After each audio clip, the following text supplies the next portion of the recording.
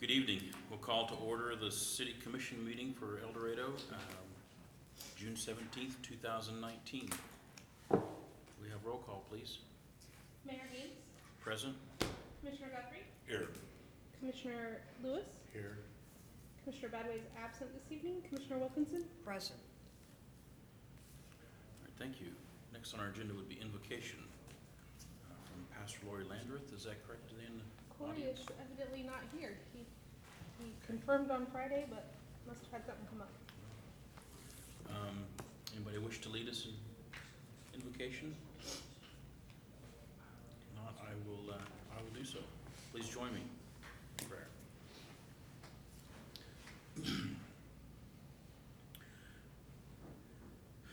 Heavenly Father, we thank you for this day. We thank you for the opportunities and blessings that you present for us each day in this country and in this wonderful community of El Dorado. We ask your special blessings upon this body, that it may do your work as we discuss tonight. In Christ's name we pray. Amen. Amen. Next, Pledge of Allegiance. Please join me for the Pledge of Allegiance. I pledge allegiance to the flag of the United States of America and to the republic for which it stands, one nation, under God, indivisible, with liberty and justice for all.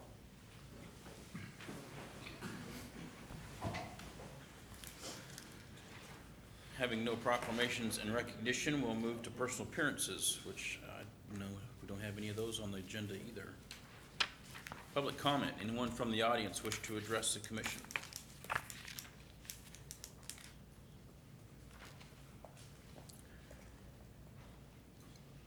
Seeing none, we'll move to consent agenda. Consent agenda has been in your packets and was emailed to us last week. Any questions or comments from the commission on the consent agenda?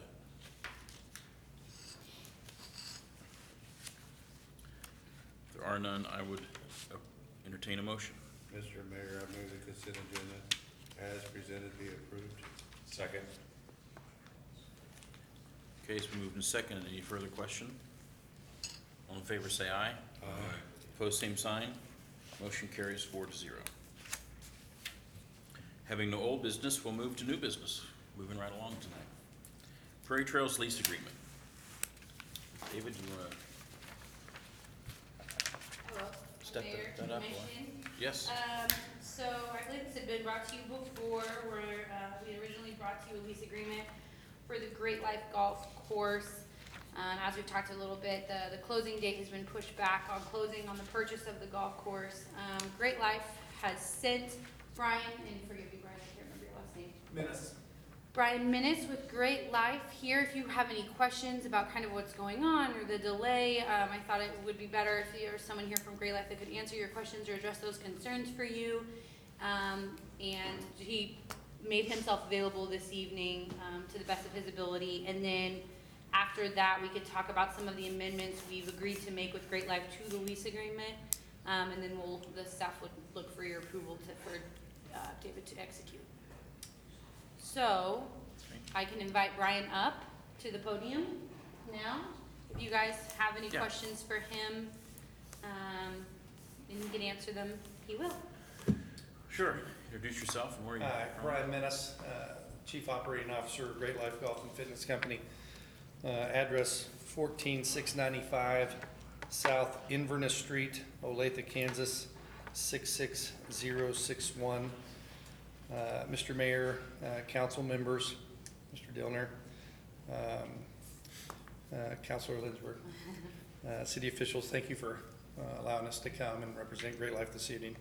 So I'm happy to, I don't have anything prepared, but I'm happy to answer any questions about where we're at in the transaction process to the best of my ability, or the lease, or any of the happenings or operations of the golf facility at this time. Okay. I think that's what I'd like to hear is, how are things going out there? Well, we think they're going quite well. Okay. I think that the patrons and the members of the facility could probably speak more importantly to that, Okay. Councilman. But I looked at the golf course today. The golf course is in very good condition. The staff, which is the staff that, was there previously, city staff, have, in our opinion, done an excellent job of assimilating to their same roles under new employment. Right. Tim and Jason and the others that are there are doing a fantastic job. The golf course, from our estimation, I would rate it, an A- or a B+. So the condition seems to be very good. We had a chance to talk to some members and patrons today, which had favorable things to say about the golf course. I would tell you that unless you're getting some calls or text messages or emails or social media comments that we're not aware of, the mood and temperature of those patronizing the facility seems to be pretty high. We've got some temporary golf carts, as our new golf courts that we ordered have not been completed at the factory yet, but are coming. We've got some additional golf carts there that the golf carts that the city owned, which I don't think we've officially acquired them yet until we close, but that we're utilizing, had some battery issues, and so we brought in some other carts to make sure that we could accommodate people that want to ride a cart when they play the golf course. Seemed to be good. We did some, we're doing some top dressing to the front nine. Of course, there's been the weather has been challenging to get play out, because obviously, just as you've had here in Wichita and we've had in Kansas City and across a lot of the heartland, we've had a lot of rain this year. It has made it a little bit hard on people being able to play, but the golf course has benefited from the rainfall, and the turf quality is very, very healthy there. So Good. I haven't heard anything negative, just so you know. I was Great. just, that's why my question super. was. That's great. Thank you. My daughter actually bought a membership, so Well, thank you. something Thank must you be for going. She asked me to go play, and I said, Great. I mean, my husband asked me to go once, and after that, he said I never had to golf with him again. So that kind of gives you an idea. We would be happy for you to golf at Yeah. any time, or with him. Tell me why we've gotten to the point where we're doing extensions. Thank you, Ms. Wilkinson. So the reason is we have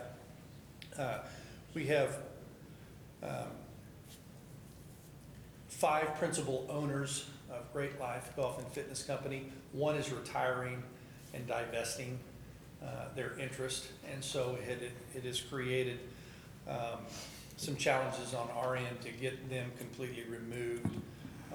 So it's made it hard to sign off on any funding. We don't have any funding challenges. I think that anybody that understands the makeup of who the owners of Great Life is could understand that their cash and borrowing ability is extremely strong. But until we get this person completely divested, we can't sign any new note.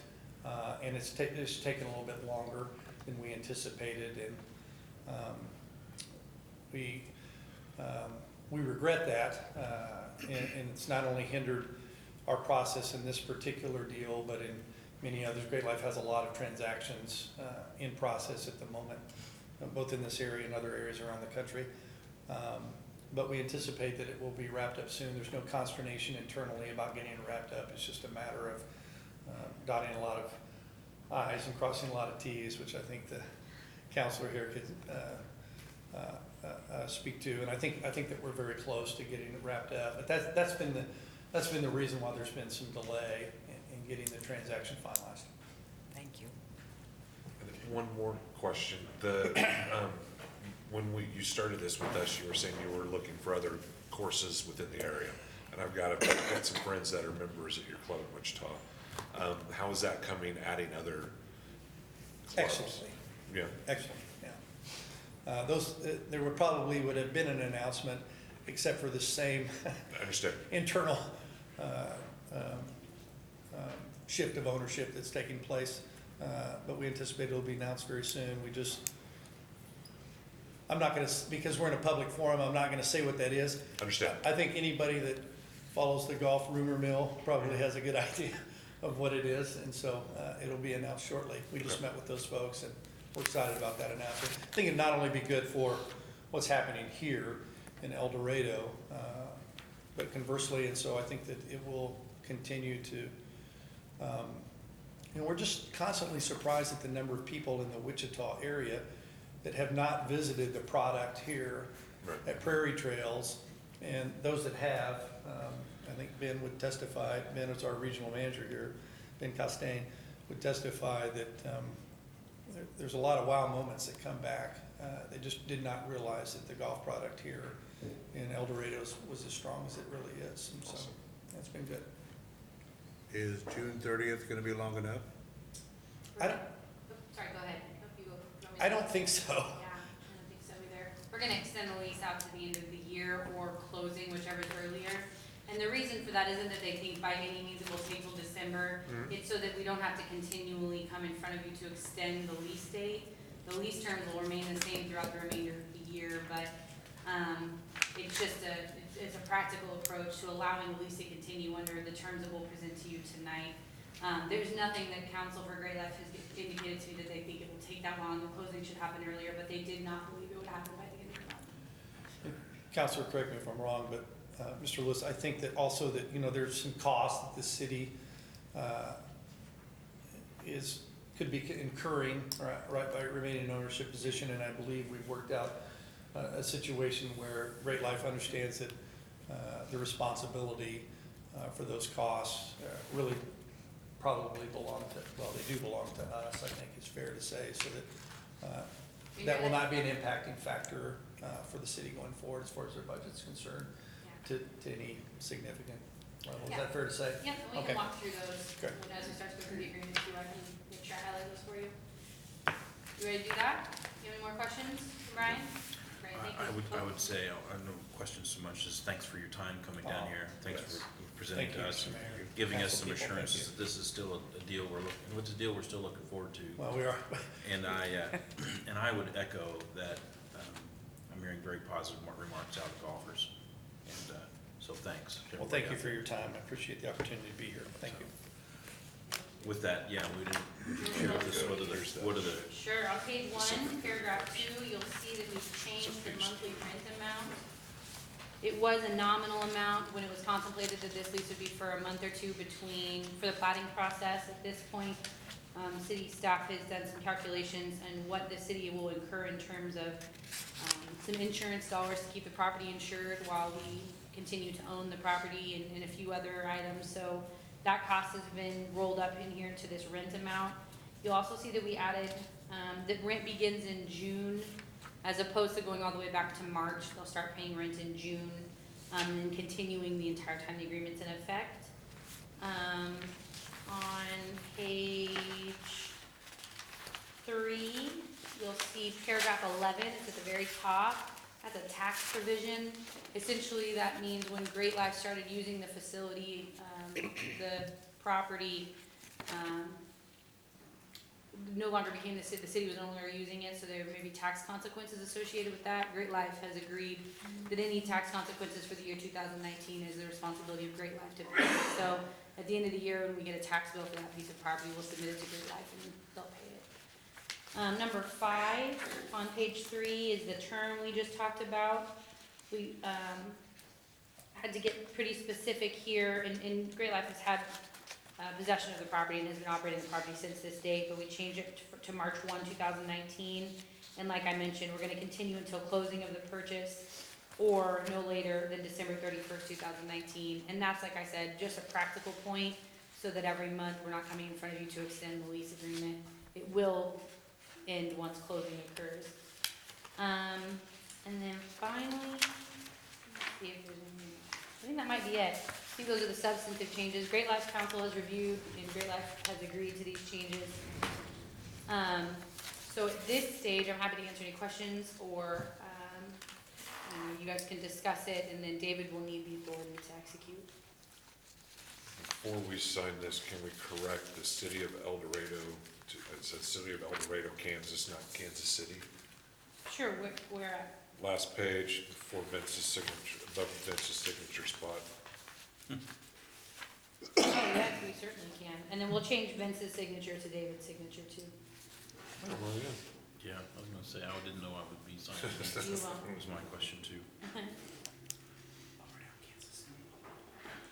Yeah, unfortunately, we're not. Okay, certainly I'll make those changes. Okay. All right. Any further questions?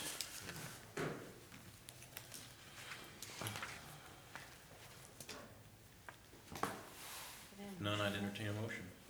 Mr. Mayor, I move to direct the city manager to complete and execute the Prairie Trails lease agreement with the city attorney and attorneys of Great Life. Second. Okay, so moved in second. Any further comment? All in favor, say aye. Aye. Opposed, same sign. Motion carries 4-0. Thank you. Thank you. We're looking forward to continuing on. Yes. Thank you. Next on our agenda would be Deer Grove Special Use Permit. This is something that's back in front of us, and we've had, I think also the direction sent to us, the link. If you haven't seen the link, then the minutes also for the Planning Commission meeting as well. But at this point, Jay is here to talk to us about that.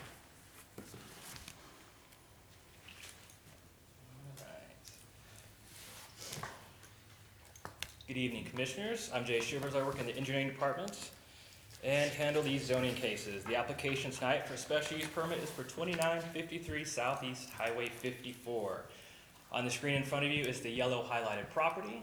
The whole property is 2.9 acres. The applicant plans to keep the single-family home at the north end in front of Highway 54 and use the rear 2.3 acres as an extension of the existing Deer Grove RV Park, which is outlined there to the west in the yellow dotted lines. The proposed use, as it's called in the zoning ordinance, is campground. It's defined as establishments primarily engaged in providing overnight or short-term camping sites for recreational vehicles, travel trailers, campers, or tents. Unlike rezoning, which are broad and approve a number of land uses, the special use permit looks at a single use specifically and how it's laid out. The special use permit process is really a case-by-case review. It basically says, well, this use may or may not fit in a certain zoning district, so let's take a closer look. There will be instances where it does not, there's instances where it does. Part of the proposal will be 35 new RV spots. This is located in our extraterritorial jurisdiction, or ETJ, east of town.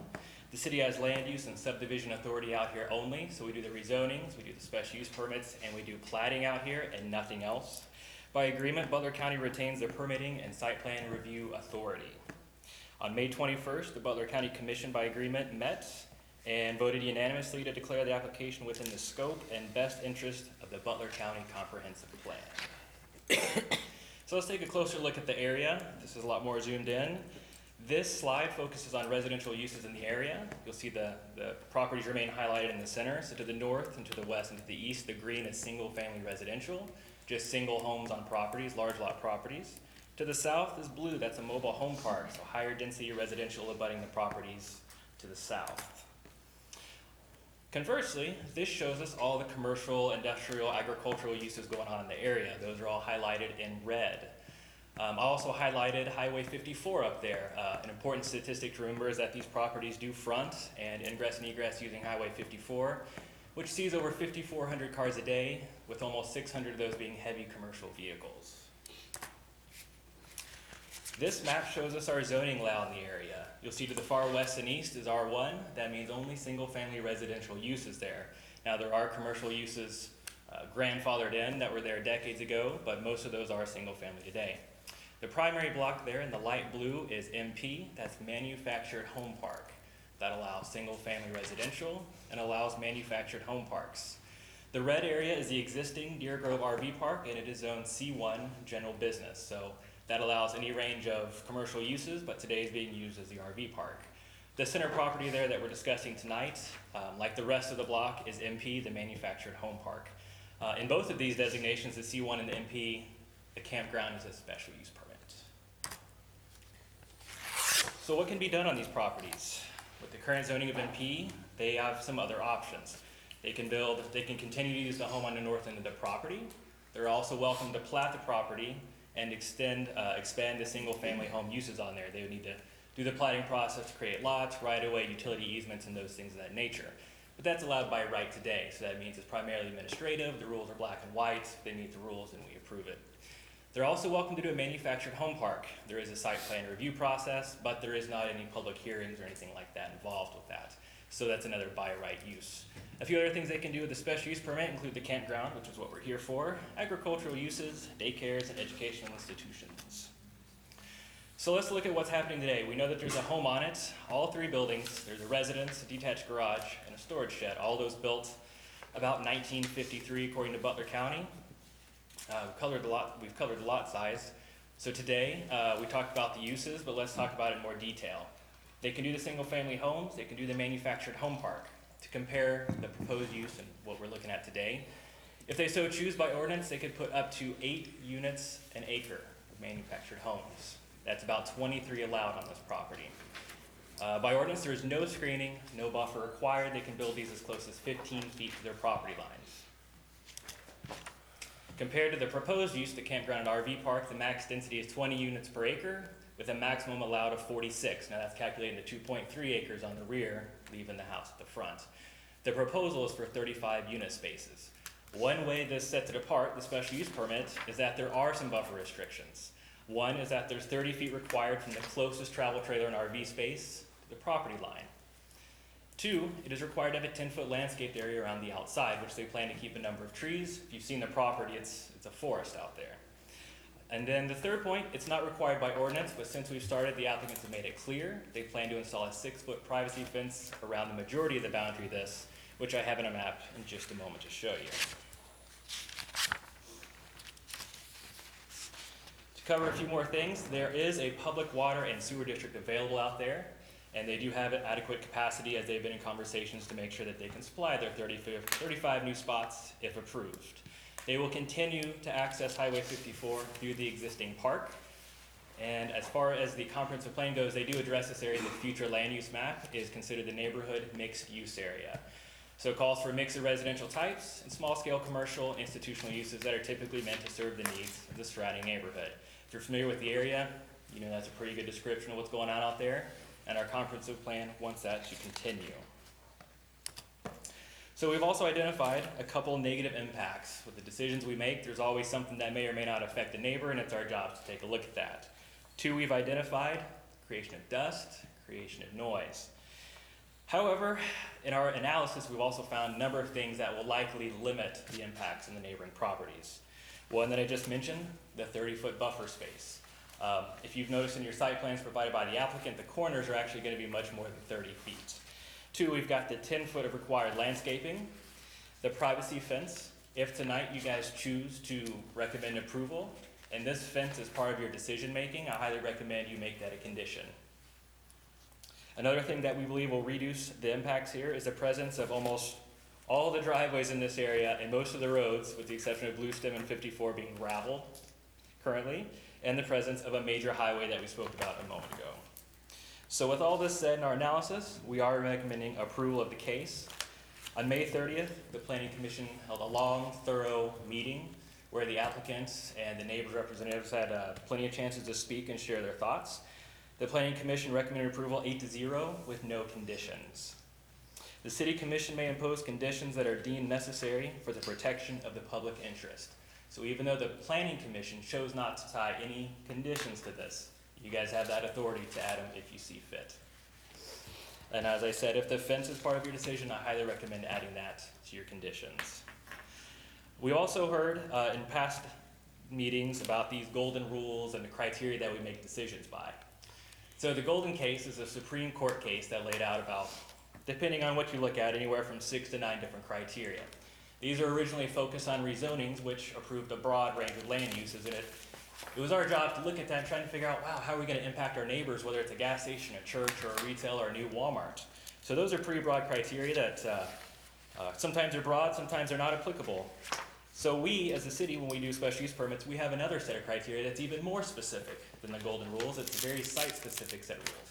You'll find that in my staff memo and some of our staff comments on there. So with our presentation, our report, our presentation at Planning Commission, we believe we've answered and covered all of these topics for you tonight.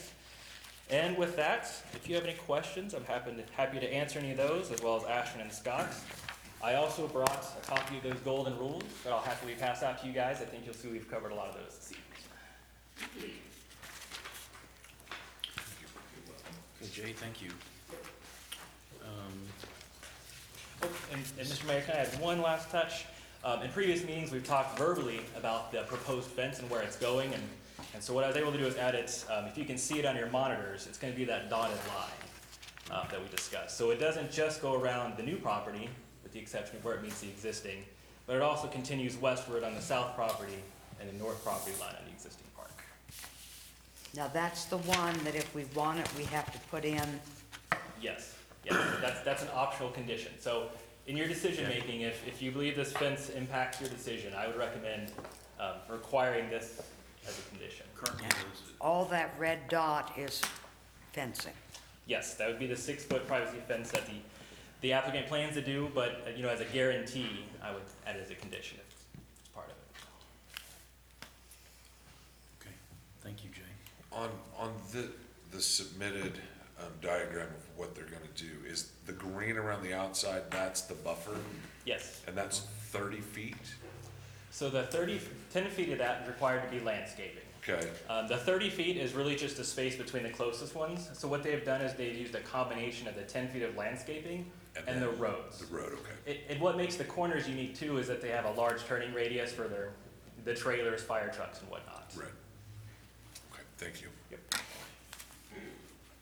Commission, if I may, it's worth noting that, and you're fine, Jay, that at the planning commission, there were a lot of questions about, and a lot of talk about both the fencing component, which Jay has addressed here, and a drainage issue on the property. You'll see photographs in your packet and probably saw that in the planning commission meeting.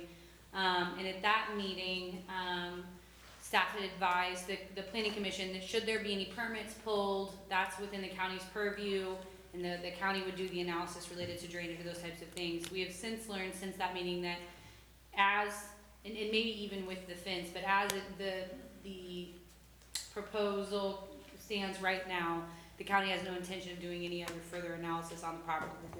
This county staff wasn't going to do anything else. So I think that's worth mentioning, only in that the neighboring property owner has concerns that no one is going to do, or no one from the county is going to do a drainage analysis. I can confirm that if things stand without a condition on the conditional use permit, there will not be a requirement of a drainage analysis, both either from the county or from the applicant.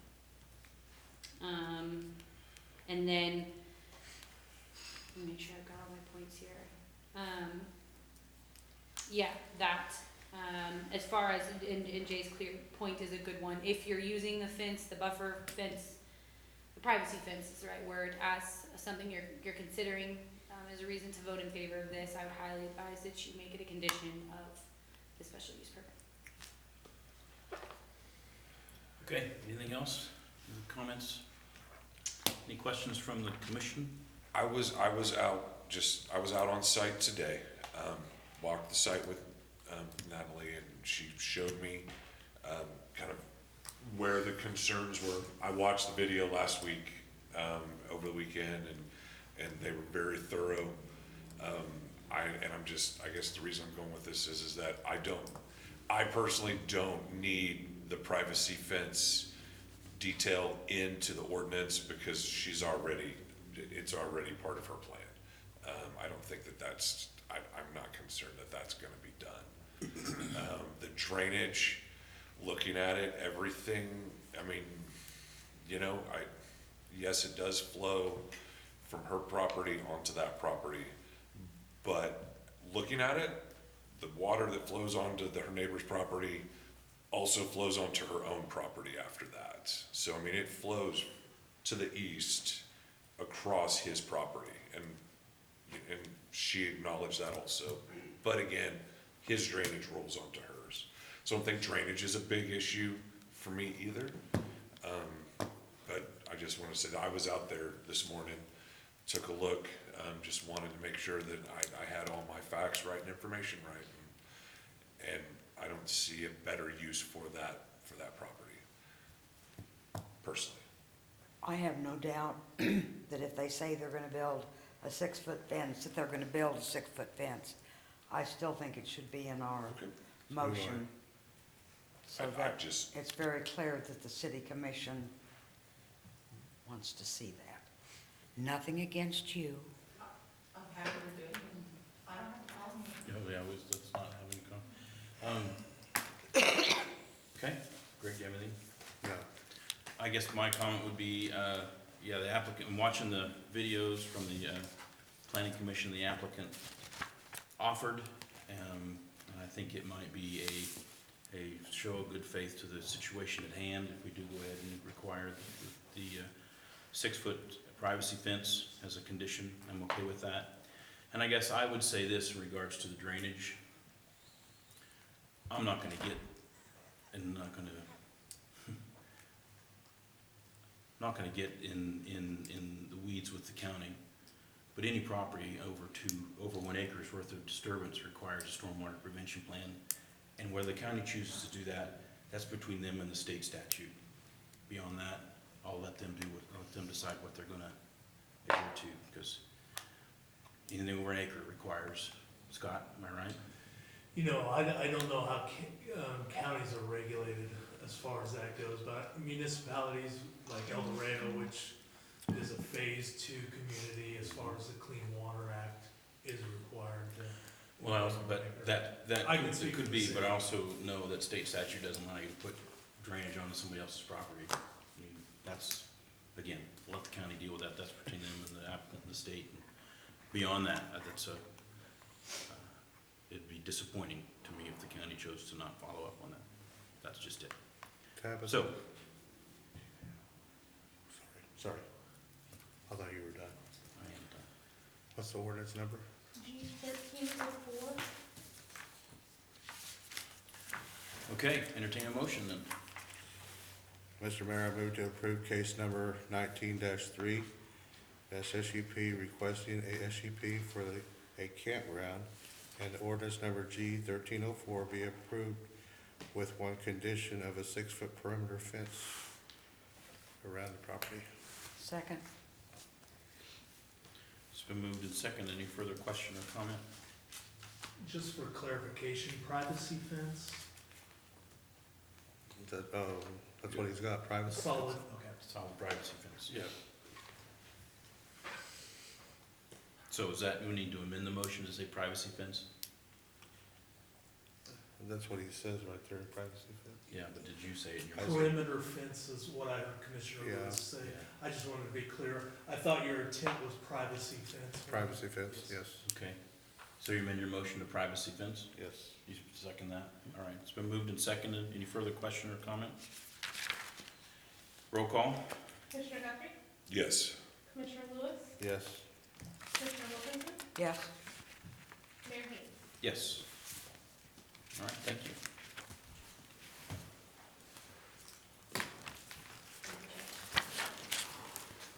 Runway resealing bids, next on our agenda.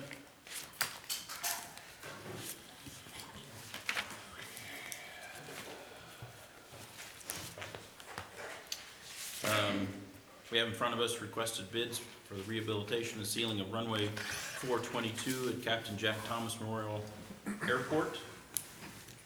Bids are as follows. Pearson Construction at $236,311.38. McConnell and Associates, $299,958.76. Cornejo and Sons at $329,193.15. Vance Brothers at $375,038.25. And all this compared to the estimate of $340,551. Pearson is our low bidder, Scott, or, hey, Brad. Correct. Speak to that. Yeah, Mayor, the bids came in below what the engineer's estimate was, as well as our estimates on what the project overall would be. We were happy with the 236,311. What that does is this is a grant through the FAA. It's a 90-10 grant. It used to be 95-5, but they're 90-10 now. We've had lots and lots of work done at the airport, and the city's only covered the 10% cost of that. So this is resealing, repairing cracks on 422.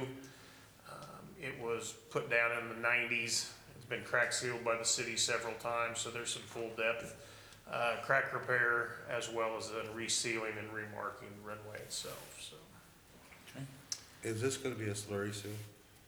no, no.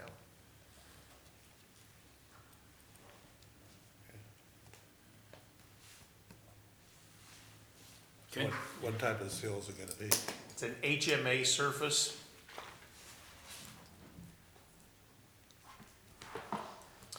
They, the bidders were pretty well spread out, and so Pearson must have wanted to do the work.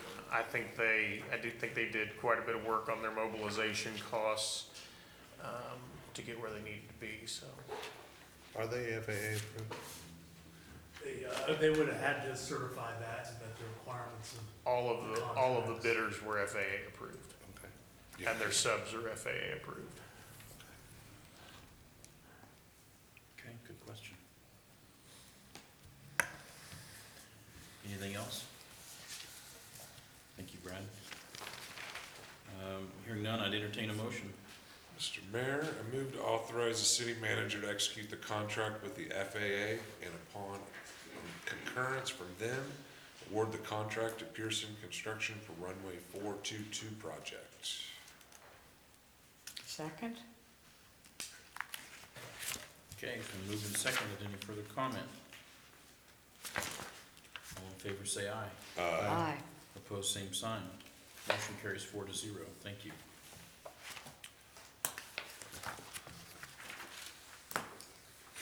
Next on our agenda is something we spoke about in work session a few weeks ago, working towards establishing a public hearing for dilapidated homes. The homes that are being considered are in your packet. Address is 1107 West Carr, 1108 West Carr, 426 West 7th, 802 South Taylor, and 205 North Washington. Chapter 15.16 of the Ellery Municipal Code sets forth the avenue to rectify ongoing issues with these structures. Anybody from city staff want to speak more to this?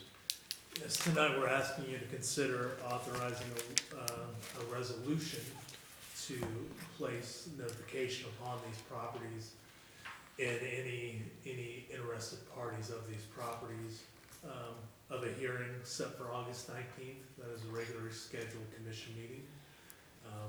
Per your municipal code, after this meeting, if you so choose to set that public hearing, we have to give at least 30 days notice. Kind of keyed in on that August 19th. Some of staff will be out early in August for vacation, and we felt like maybe that would give us a little more time to work with these individuals as well. So what you have is these 5 properties. Consider setting a public hearing. At that public hearing, they'll be encouraged to get up and speak of the condition and assessment of their structures if they so choose, at which time you will have the ability to make a determination on the amount of time you want to give them maybe to resolve the issues, or the amount of time maybe they are given to demolish the structure, if you so deem it unsalvageable. So that'll all be set at the August 19th meeting if you move forward this evening. Okay. Thank you, Scott. Any further question or comment from the commission? Have you heard from any of these people? We have not. We've done title work on all of them, so we're prepared and know all the interested parties in each of these properties, so we can assure everyone gets notified properly. Okay. Is there a resolution number? 2882. 2882? Uh-huh. Okay, I entertain a motion.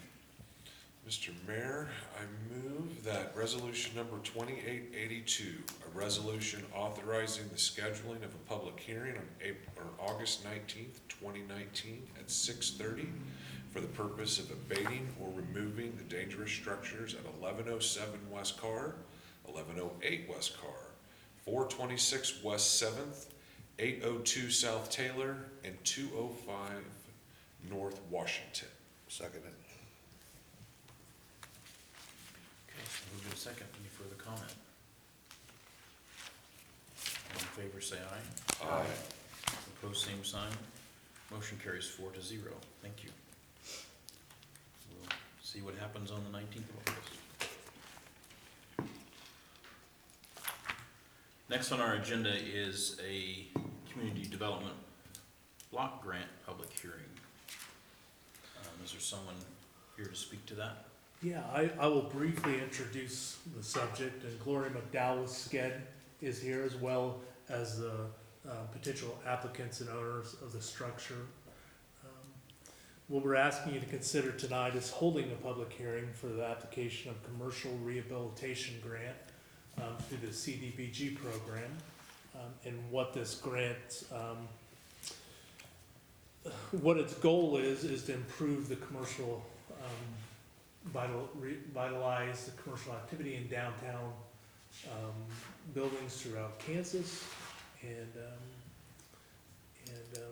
So we're asking you to consider that public hearing. We have a property owner, Nathan and Nicole Insingmer, which own the property at 142 North Main, that has proposed a project. And I may turn this over to Gloria now. She has a lot more of the details on it, if you have any specific questions on how the program works.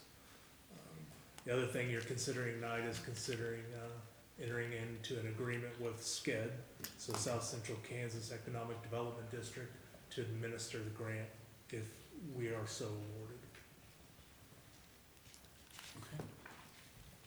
All right. I noticed in here that it was for fire suppression system. Do we have the ability to supply water to that? We do. So there's a number of different things they're looking at between roof repairs, sprinkler system, foundation, drainage improvements, eligible components of building rehabilitation would be anything that brought the building up to code, kept it historical in nature, or increased the building life. I know we had that issue with the Elks down the street here. And that's what, I mean, it's not very far from each other, so that's why I was, so that's a different line than what the Elks were tapping into? What you have in your downtown area is you have large diameter water lines that, traverse on both sides of the block, so they'll run down the streets. The Elks was unique in that was a mid-block building that just had if I recall correctly, a 2-inch line that just served domestic water needs right in front. Perfect. Okay. We have Gloria, as well. Just anyone have anything more to say to? If I missed anything or misrepresented, I'm new to this. Commercial rehabilitation is a newer program, and El Dorado has not applied for one in the No, I past. think you addressed everything correctly, unless, Okay. Nathan or Nicole have anything to say, but I think Linda's sick today, go. If you could, if you're going to speak, come up here, or if Nathan and Nicole want to come up and speak. Weren't we about to open a public hearing? No, we got, There's actually a public hearing tonight. Yeah. okay. All right, but I want an explanation, the commission to have a further explanation about what it is. But I don't know that, maybe Nathan and Nicole hold up until the public hearing. Are we able to ask direct questions, like, In the public hearing, yeah. So, was there anything different that you need to say? No, I think there's 2 resolutions, you have both of them, I believe, and then the grant administration side of it, the contract for that, is the 3 things. And the public hearing, of course, that if anybody had Okay. questions or concerns or. Okay. Well, thank you. Then I guess at this point, sorry for that. At this point, then I guess we'll open up public hearing, and then invite the applicants or Nathan and Nicole to speak on behalf of the project and go from there. Okay. can I ask about the? Yeah. Okay, you have down here the estimated project cost of a little over 330,000. But you said the grant request is only for about 250,000. 250,000, I think it's 82, the numbers in there, 82,650. Right, 650? Would be the match amount that Nicole. Okay, so it is matching funds? Yes, Okay. yes. Was there a certain percentage that had to be It's matching? 25% of the total cost of the Okay. project. Okay. Any other questions? Thank you. Look, I can't ask direct questions, I guess not. Yeah. If you guys would like to come up and kind of go over your project, I can now? Public hearing. Okay. well, once they present. I just want to know what you're going to do with it. Absolutely, absolutely. Well, thank you for your time and consideration. We are extremely excited about this project. We see great potential in this Name building. and address, please, for the record. What's that? Just need to tell us your name and My address. name's Nicole Insminger. I'm Nathan Insminger at 631 South Cheryl, Wichita, Kansas. Thank you. Thank you. So again, thank you for your time and consideration. We are looking forward to creating a space where entrepreneurs will thrive and will bring business to El Dorado in the downtown area. So we're open to any questions you might have. Okay. Well, yes, it's a historical building because I remember it as a child when it was something way different than it is now. But it is an awesome building. I understand that at one time there was going to be a third floor. It could have been either 3 or 4 floors.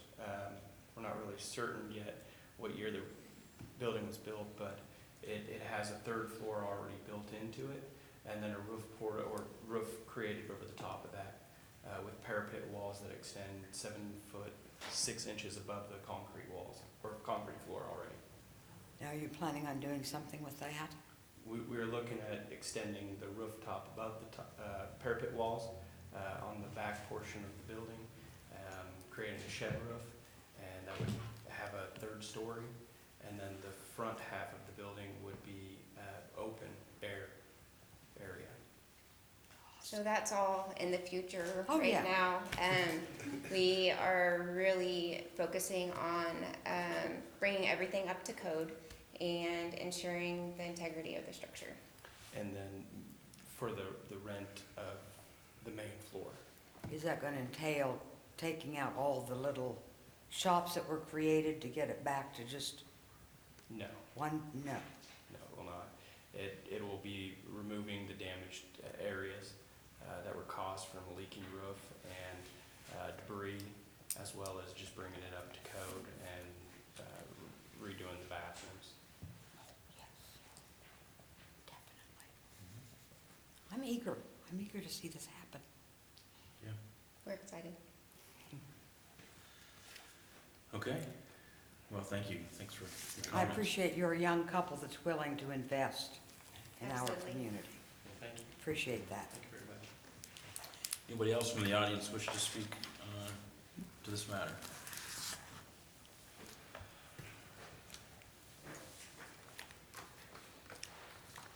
Seeing none, we'll close public hearing, move on with our discussion and decision. Resolution number on the first one, 2883, 28 what? 83. And can I assume that numerically it goes down to 84? Yes, you may. Okay, Okay, well, I would entertain a motion if there's no conversation. Mr. Mayor, I move to approve resolution number 2883, a resolution declaring a building blighted with respect to the Kansas Small Cities Community Development Block Grant Program. Seconded. Okay, it's been moved and seconded. Any further comment? All in favor, say aye. Aye. Opposed, same sign. Motion carries 4-0. Need a motion to, next is be to enter in with legal authority to apply for the grant now, correct? Mr. Mayor, I move to approve resolution number 2884, a resolution certifying legal authority to apply for the Kansas Small Cities Community Development Block Grant Program from the Kansas Department of Commerce, and authorizing the mayor to sign and the city of El Dorado, Kansas to submit such an application. Second.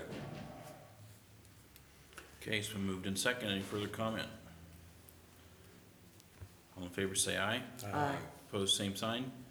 Motion carries 4-0. Lastly, we need a motion for the city manager to execute an agreement for administrative services. Mr. Mayor, I move to authorize the city manager to execute a contract for administrative services for the Community Development Block Grant. Second. Been moved and seconded. Any further question?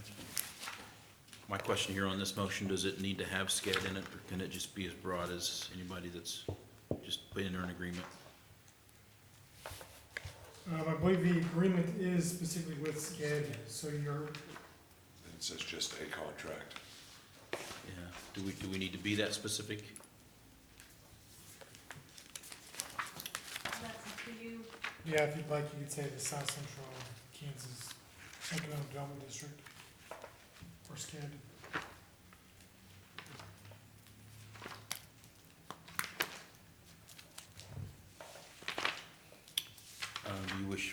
Would you wish to revise your motion? Okay, so we need to revise it to South Central Kansas Community South Central Kansas Economic Development District. Economic Development District. If you just say so amended, and I get my second again. Okay, so I would like to amend that last motion to read the South Central Kansas Economic Development Grant. Second. Okay, thank you. Any further question or comment? All in favor say aye. Aye. Opposed, same sign.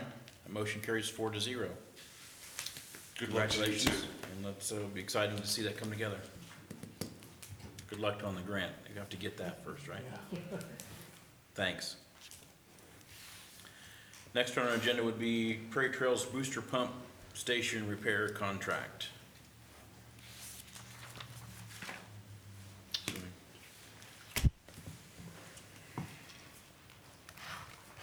Kurt Lookout, Utilities Director for El Dorado.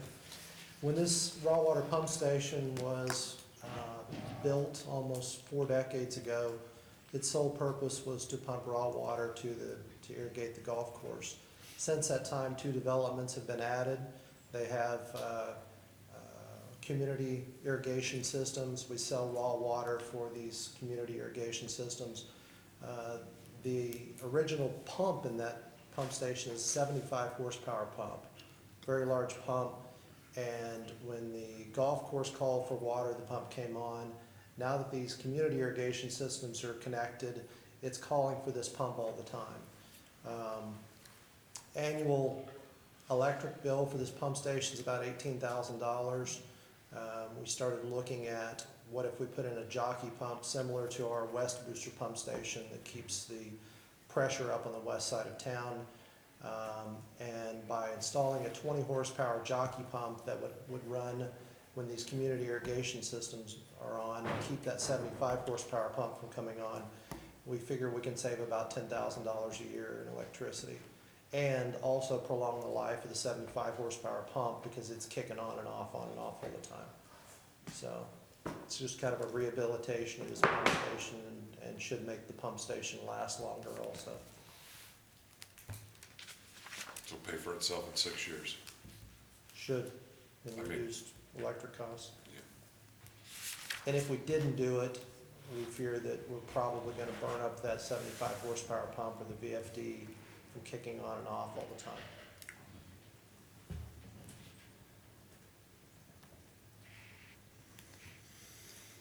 Okay. Any other questions or comments from the commission? Thank you, Kurt. Yep. If there are none, I'd entertain a motion. Mr. Mayor, I move to direct the city manager to execute the contract with ESI for the Prairie Trails Pump Station. Second. Okay, so moved in second. Any further comment?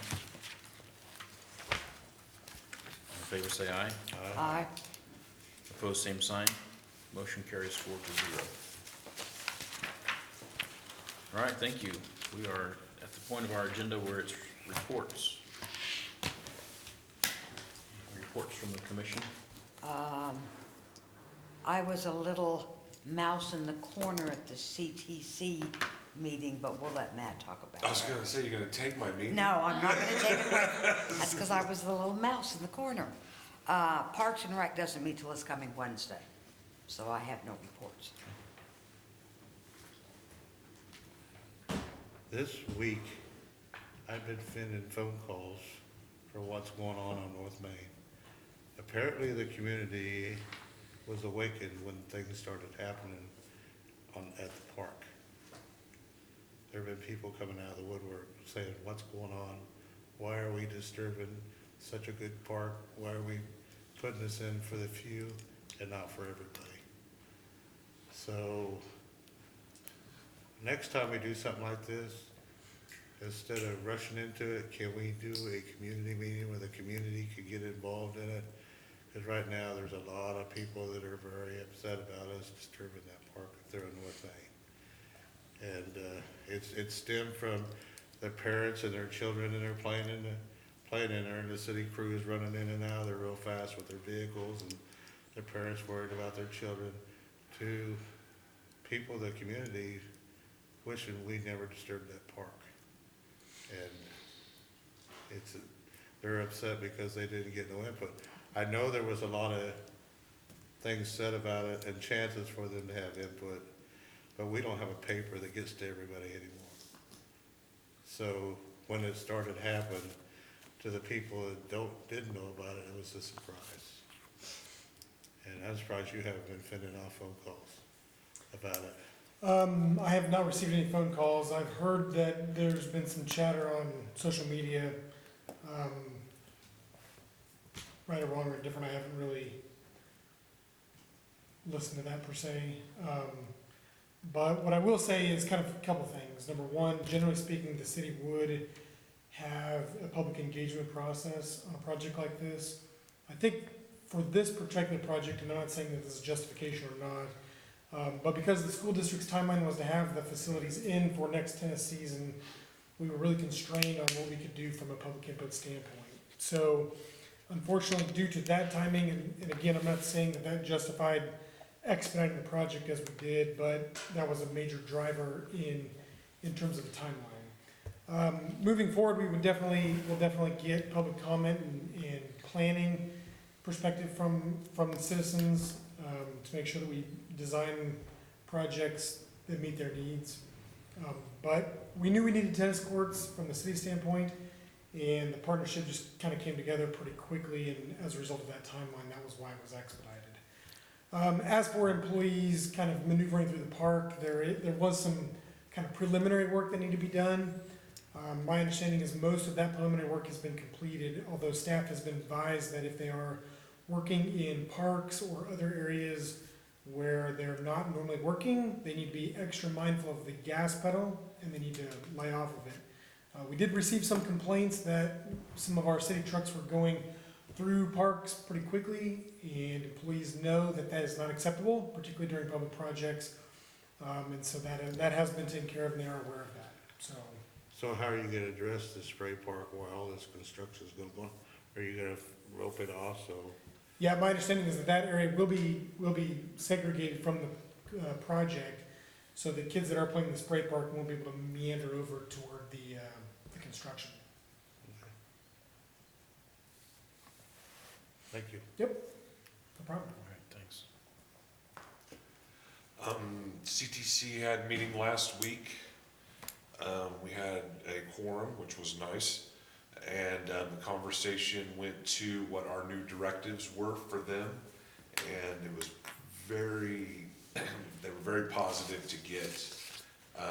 It took a few rounds of explaining that we wanted them to, that we were giving them new tasks and whatnot to finally kind of sink in, but eventually that group did come on to board what we were wanting them to do. I feel like that group, given, I would say, some some staff directive, now that you guys kind of know what we're doing, what we'd like them to do, I think they're ready for it. And I think that group is actually kind of on hold until Molly gets back from maternity leave. But I think when she gets back, I think that should be a big priority. Very positive, very happy to have a mission. So I want to report that back from that. And I want to say thank you. I don't know if it worked or not, but I know 2 weeks ago I talked about the potholes heading out to the lake. They were filled that next week, so whether we said something they did on their own, I don't care. I'm going to claim credit for it. I think that's all I've got. Okay, I don't necessarily have anything to add. Eldred Inc. meeting is coming up this week. That's all that's on my agenda coming up through the end of the month. So, David, do you have any city manager report? Yeah, I do. So, I had something I was gonna share with the commission, I left on my desk, but, at any rate. So this was a very historic week in El Dorado's history because we effectively paid off stages 2 and 3 of the lake debt for $8.4 million. So, excellent. That amount was wired on Friday, so the city now owns 50% of the storage space in El Dorado Lake, saving water ratepayers, $6 million in interest charges over the life of those two obligations. Good. Which, we don't have $6 million to throw a parade or a big party, but we are in essence saving that amount of money by not having to spend it or pay the federal government that amount of money. Also, kind of good news, our assessed valuation went up, albeit only 1%, but it did go up. Our assessed valuation is now $92,958,433. So basically $92.9 million. Last year's assessed valuation was $91.9 million. So it went up about $1 million. So it's about, give or take, 1%. And then, as we talked about in our study session last week, this week we will have a sign up at our compost site, informing folks that illegal dumping will no longer be illegal dumping will be prohibited at the compost site, and the compost site will only accept leaves, grass, and brush as we conduct our daily inspections. If other items that are not in that list are found in the compost site, we're going to shut it down for a period of 5 days to start with, and then once we reopen it, we will reassess, and then if illegal dumping continues, we will then shut it down again for a period of time. So the intent is for citizens to police themselves and to just simply dump leaves, grass, and brush at the compost site. And this is being brought on in part by a recent inspection conducted by KDHE, the Kansas Department of Health and Environment. Basically, if we don't take care of it ourselves, they will take action to shut us down. So we want to give citizens the opportunity to help us patrol that and participate in keeping our compost site active for the community. So, and then the other thing that we wanted to bring up was... During our last time together, I promised that I would follow up with you all on some research and discussions I had with staff related to a law enforcement issue out on Central. And so I wanted to follow up with you all on that and learn and talk to city staff, I talked to your code enforcement officer, and the police chief, and we kind of put our heads together, looked at your code, looked at everything. It's not a good fit. There's nothing that we feel confident moving forward under, and trying to, under like a nuisance type of scenario out there. I would advise or ask the commission if they want an amendment to the ordinances or some kind of research done on that. If that's the will of the commission, they give staff direction to do that, and then we can kind of move forward in that direction. And I'll work with your code enforcement officer on making some updates and clarifying some things for future, for those types of things that may or may not come up. But that's kind of where we landed after my conversations. So, however we move forward, I mean, in terms of, making updates or not, or any of those types of things, I'll let you all consider and just let me know. He'd be paying personal property tax on that anyway, wouldn't he? I would imagine, I'm not super familiar with that, but, I don't know about personal property tax, I imagine it's an active airplane, right, some kind of tax. But I don't have I doubt I he don't is. have an answer. I bet he just bought it, broke it down, moved it out front. So you're saying the laws right now allows him to have an airplane in front of his building The laws right now do not give us a good mechanism in which to remove it? to cite him through your municipal court, through code enforcement or otherwise, either public safety and or nuisance. Not as they currently exist, no. Now, like I've advised, you might have civil options in civil court Right. related to nuisance. But no, municipal code is not going to, it doesn't fit. Not as it stands. So if that's something that you'd like to amend the current or the current city code, we'd need some direction on that, so we can take those out, we can get that ordinance prepared, otherwise, as the current stands, it's like taking a square peg and putting it into a round hole, it doesn't really fit. That's something we can discuss. And I will say, you know, in my conversations with your officers, they take their jobs very seriously, they take their citations very seriously, and they're not gonna make it fit if it doesn't fit. I mean, they take their jobs very seriously, and I really, really appreciate that, you know, those conversations with them is this doesn't fit, and it's not a good fit, and if we wanna analyze ways to, you know, move forward in the future, we can, but they're very clear with me, which I think is nice to have. Okay? Okay. You guys just let me know. I do have a question. Is there an update on the windmill and some of the direction that that's taken? Or not that it's taken a different direction, but is there an update on the status or what's happening with the windmill? Sure. There is an update, in terms of where we're going forward now in getting it taken down. Yes.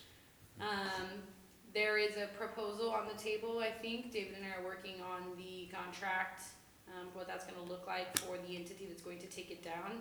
As I'm sure you guys are aware and probably appreciate, we're taking, you know, the review of that contract pretty seriously. We're gonna take a good look at it, make sure everything's covered. And then I think it's about scheduling and getting it done. So it's definitely on the agenda and it's on the it's coming. Okay. It won't be on the horizon forever. You know what I mean? Okay. Thank you. Nice catch. Yeah. Appreciate I caught it too late. It's on the horizon, President. It's currently Staying on the updated. horizon. Okay, thank you. Anything else? David? If none, anything for the good of the cause? If not, I'd entertain a motion to adjourn. We adjourn. Moved and second, all in favor say aye. Aye. Opposed, same sign. We are adjourned, 4-0.